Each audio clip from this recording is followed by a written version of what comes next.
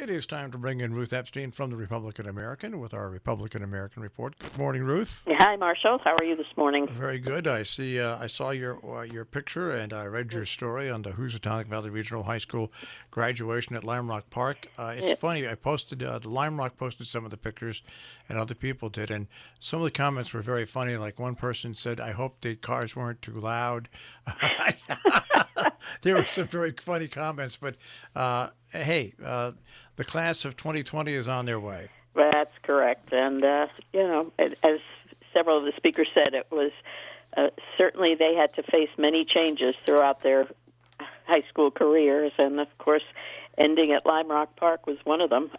It breaks a 80-year tradition of holding graduation on campus. So it was different, all right. But thanks to Lime Rock Park for hosting and allowing it to happen. Otherwise, I don't see how they could have had an in-person event the way they did.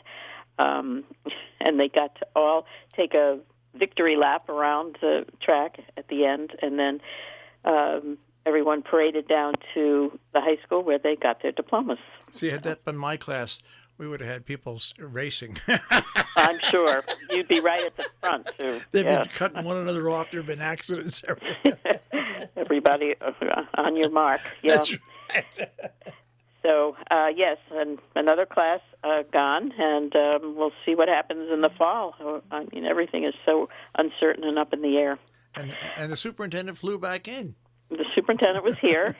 She will be leaving this week, I believe, and the new folks, we have all the interims coming in. Interim Superintendent Lisa Carter, who was the assistant superintendent now, and then, of course, we have two interim assistants, Scott Fellows and Jill Pace, coming on. All right. Hey, Salisbury Board of Education is meeting tonight. Oh, I was going to say, Marshall, I am blank. I have nothing this week. Yeah, so Salisbury okay. Board of Education is meeting at 5:30. It's a Zoom meeting. Mm-hmm. The Sharon Historic District Commission is meeting tonight at 6 o'clock. Let's see what else is going on. Planning and Zoning in Salisbury is meeting at 6:30 tonight. Hang on a second here. Is there a Region 1 special meeting somewhere? That's coming up on Wednesday, I think. I think there's something coming. Yeah. Kent has an Inland Wetlands Commission meeting, and then I think there's an ABC special meeting on Wednesday. I think. I don't have that in front of me, but I think that's what's coming. I didn't think they were meeting again until... Well, it might be a Region 1 meeting. But might be a Region 1. I think they're going to talk. They have approved the 111 group marketing. There was quite a long debate on it. There are people who still have concerns, but they did approve it, and Lisa Carter assured them that she would be explaining to all the local boards just what the marketing program is about. I guess my only complaint is, and I'm going to speak to Lisa Carter about this, is that when they discuss this at the meetings, they should just have the one board member leave the room and come back in. I have no, if they award the contract to them, I've got no problem with it. I mean, money spent to them is money spent to elsewhere. It's just go through the right procedure to do it. That's my only thing. It's been a touchy situation for several people, so we'll see what happens, and we'll see if indeed we get an influx of kids from the cities whose parents don't want to go back there because of the pandemic. There have been several inquiries at many of the schools, but until the enrollment is firm and you know who's coming, we'll see what happens. Another protest, peaceful protest in Canaan this weekend. This one organized by two high school kids. It's so impressive how these young people are getting out there and bringing people out to silently protest, but to express concerns. The young woman one of the organizers was the salutatorian of the class, Brianna Webb from Canaan, and she said she's seen these in every other town, and she wanted one in her own town. And there were about 75 people who came out and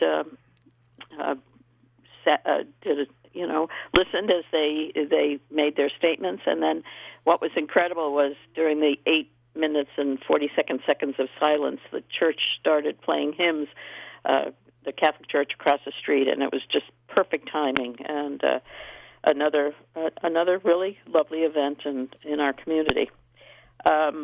The new reopening of schools committee met this past week to discuss summer school. They claim they're going to have about 100 kids, both virtually and in person, at most of the schools this summer. The high school will be totally virtual. And it's sort of a dry run to see how they're going to open schools in the fall. And a lot of hoops to go through. It's incredible, as far as sanitation and distancing and all that. So we'll see how it works out. See how it goes. That's July 6th through August 7th. And again, as you say, we'll see how it works out.